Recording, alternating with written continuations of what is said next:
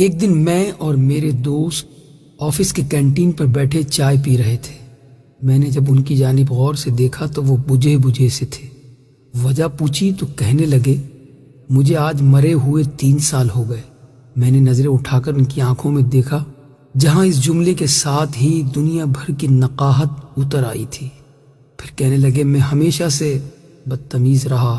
بچپن میں اسکول جاتے ہوئے ضد کرتا، کھانا کھاتے ہوئے ضد کرتا، نخرے کرتا، یہ نہیں کھانا، وہ نہیں کھانا۔ مجھے نہیں یاد کہ 5ویں کلاس تک میں نے اپنے ہاتھ سے نہایا، کھانا کھایا ہو، کپڑے پہنے ہو یا جوتوں کے تسمے بند کیے ہوں۔ باپ، بہن اور بھائی کی محبت مجھے نہ مل سکی۔ پرائمری اور مڈل اور پھر میٹرک تک یہی عادت رہی کہ رات کو سونے سے پہلے کتابیں، کاپیاں، بیگ، غرض تمام چیزیں ادھر ادھر بکھری چھوڑ کر سو جاتا، مگر صبح آنکھ کھلتے ہی دیکھتا کہ تمام چیزیں بہت سلیقے سے بستے میں پڑی ہوئی ہیں اور میرا بیگ بڑی نفاست سے میز پر رکھا ہوا ہے۔ مجھے لاکھ بار کہا جاتا کہ دودھ پی کر سونا، مگر میں نہیں پیتا تھا۔ لیکن جب صبح اٹھتا تو لبے شیریں، منہ کا ذائقہ بدلا ہوتا۔ پہلے پہل تو پتہ نہیں چلتا تھا، مگر آہستہ آہستہ پتہ چل گیا کہ رات کو نیند میں ہی دودھ پلا دیا جاتا تھا۔ رات کو کبھی آنکھ کھلتی تو دیکھتا کہ بارش ہو رہی ہے اور مجھ پر کمبل ڈال دیا گیا ہے تاکہ سردی نہ لگے۔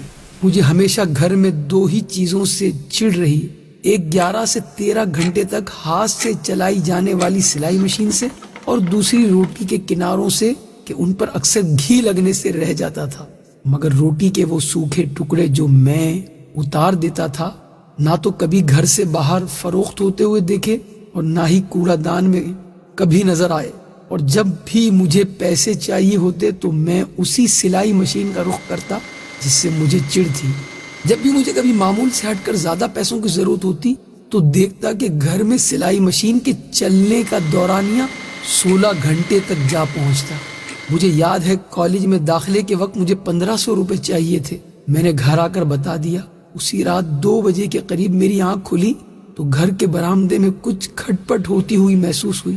ذرا غور کیا تو محسوس ہوا کہ جیسے کوئی گھٹی گھٹی سسکیوں کے ساتھ رو رہا ہے۔ چپکے سے برآمدے میں جا کر دیکھا تو موٹے شیشے کا چشمہ لگائے میری ماں جانے کب سے مشین میں دھاگا ڈالنے کی مسلسل کوشش کر رہی ہے اور ساتھ ساتھ آنسو بھی گر رہے ہیں۔ میں نے پوچھا، کیا کر رہی ہو ماں؟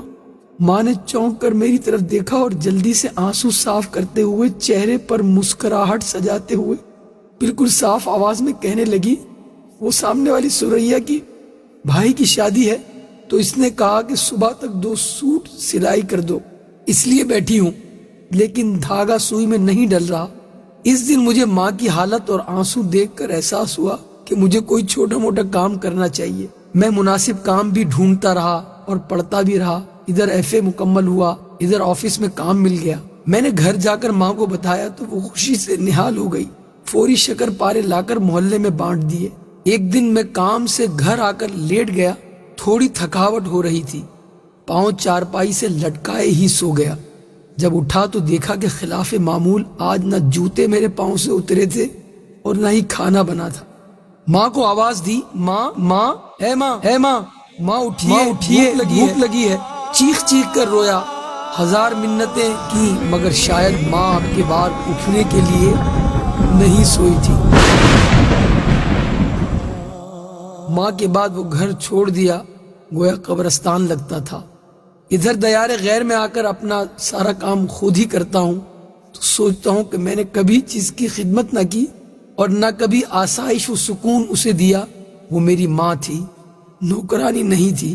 یہ کہتے ہوئے میرے اس دوست کے 2 موٹے موٹے آنسو اس کے رخساروں پر بہنے لگے۔